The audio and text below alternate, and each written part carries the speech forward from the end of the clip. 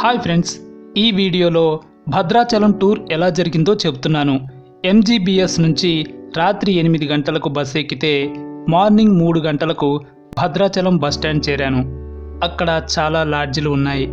బస్టాండ్కి 1/2 kilometre దూరంలో ఉన్న రవి లాడ్జిలో దిగాను. ఇక్కడ డబుల్ బెడ్రూమ్ 800 రూపాయలు, సింగిల్ బెడ్రూమ్ 400 రూపాయలకి ఇస్తున్నారు. నేను వెళ్ళినప్పుడు సింగిల్ బెడ్రూమ్లు లేవు. బట్ నన్ను వెనక్కి పంపడం ఇష్టం లేక నాకు తక్కువ రేటుకే డబుల్ బెడ్రూమ్ ఇచ్చారు. చాలా బాగుంది. రీఫ్రెష్ అయ్యి మార్నింగ్ 7 o'clockకి టెంపుల్కి బయలుదేరాను. 2 కిలోమీటర్ల దూరంలో ఉంది. ఇక్కడ కొన్ని రూల్స్ ఉన్నాయి. మహిళల్ని చుడీదార్, శారీలో ఉంటేనే గుడిలోకి అనుమతిస్తున్నారు. కెమెరాలు, సెల్ ఫోన్లు ఏవి లోపలికి తీసుకెళ్ళడానికి వీల్లేదు.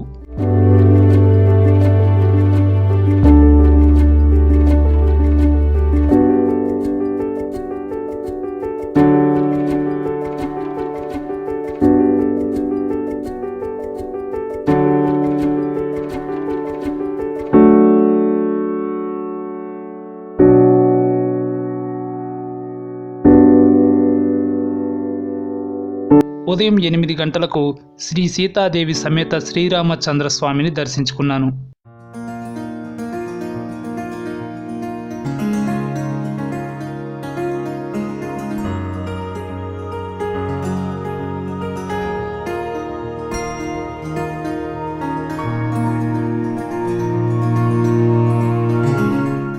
ఆ తర్వాత పక్కనే ఉన్న కళ్యాణ మంటపానికి వెళ్ళాను.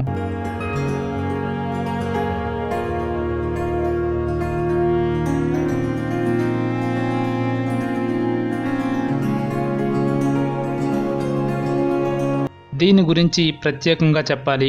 ఇక్కడి శిల్పాకృతి చాలా బాగుంటుంది. కొన్ని శిల్పాలు ఎలా చెక్కగలిగారో కూడా అర్థం కాదు. ఫర్ ఎగ్జాంపుల్, ఈ సింహం నోట్లో ఓ బాల్ ఉంది కదా, ఈ సింహం, ఆ బాల్ అన్నీ ఒకటే రాయితో తయారు చేసినవి. ఇలాంటి అద్భుత శిల్పాలు ఈ కళ్యాణ మంటపం అంతటా ఉన్నాయి.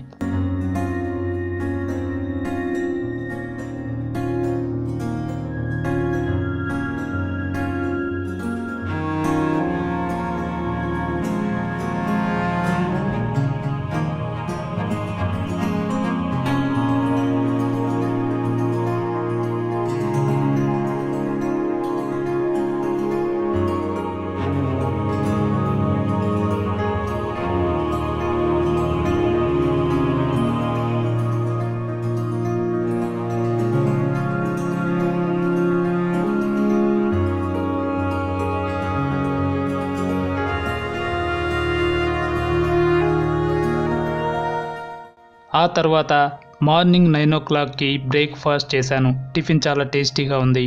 నెక్స్ట్ అక్కడి నుంచి 35 కిలోమీటర్ల దూరంలో ఉన్న పర్ణశాలకు షేరింగ్ ఆటోలో బయలుదేరాను.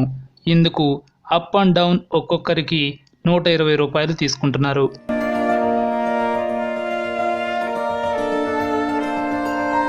గంట తర్వాత సీతమ్మ వారి నారచీర ఉండే ప్రదేశానికి తీసుకెళ్లారు.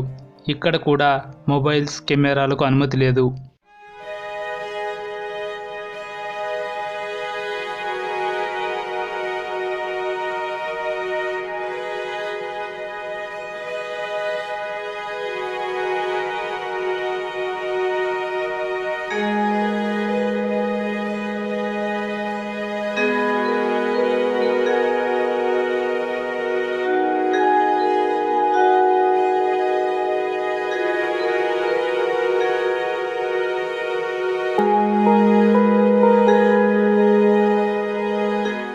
ఆ తర్వాత అక్కడికి 2 కిలోమీటర్ల దూరంలో ఉన్న పర్ణశాలకు తీసుకెళ్లారు. ఇక్కడ కూడా అవే రూల్స్ అమలవుతున్నాయి.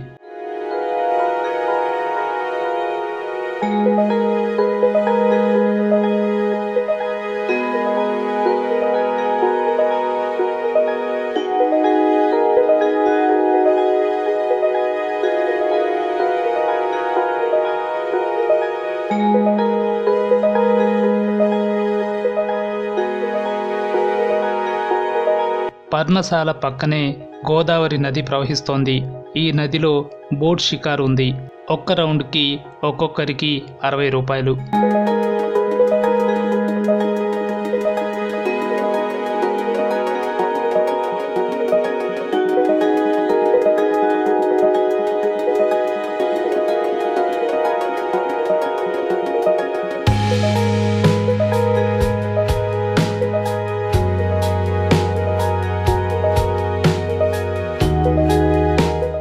ఇక్కడితో టూర్ పూర్తయినట్లు లెక్క.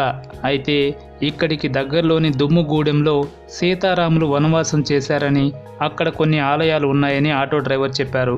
వాటిని కూడా చూపించాలంటే మరో 60 రూపాయలు ప్రతి ఒక్కరూ అదనంగా ఇవ్వాలని చెప్పారు. సరే అన్నాం.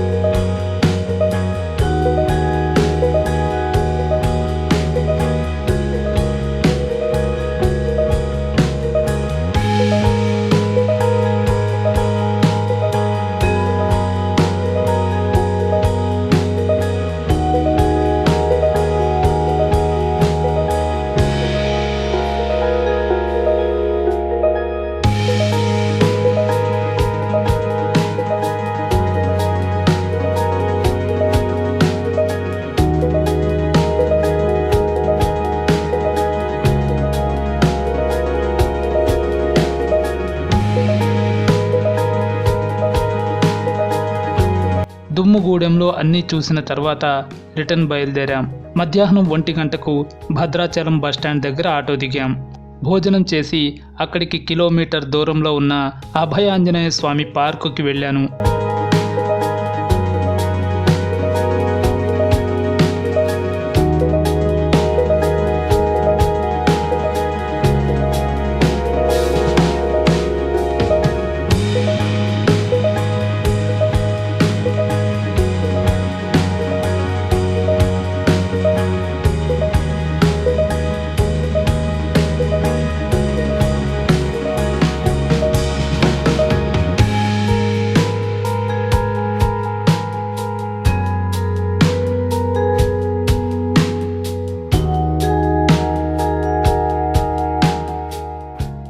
సాయంత్రం 4 గంటల తర్వాత గోదావరి స్నానఘట్టం వైపు వెళ్ళాను.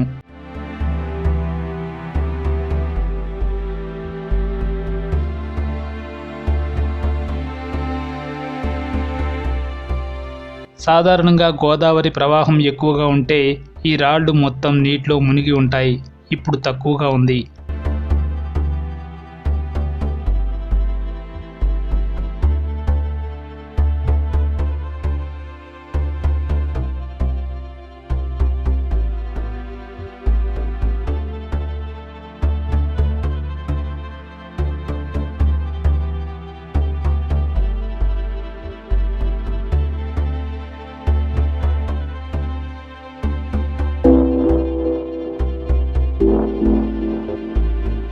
స్నానఘట్టం తర్వాత మరోసారి టెంపుల్కి వెళ్ళి ప్రసాదం తీసుకున్నాను.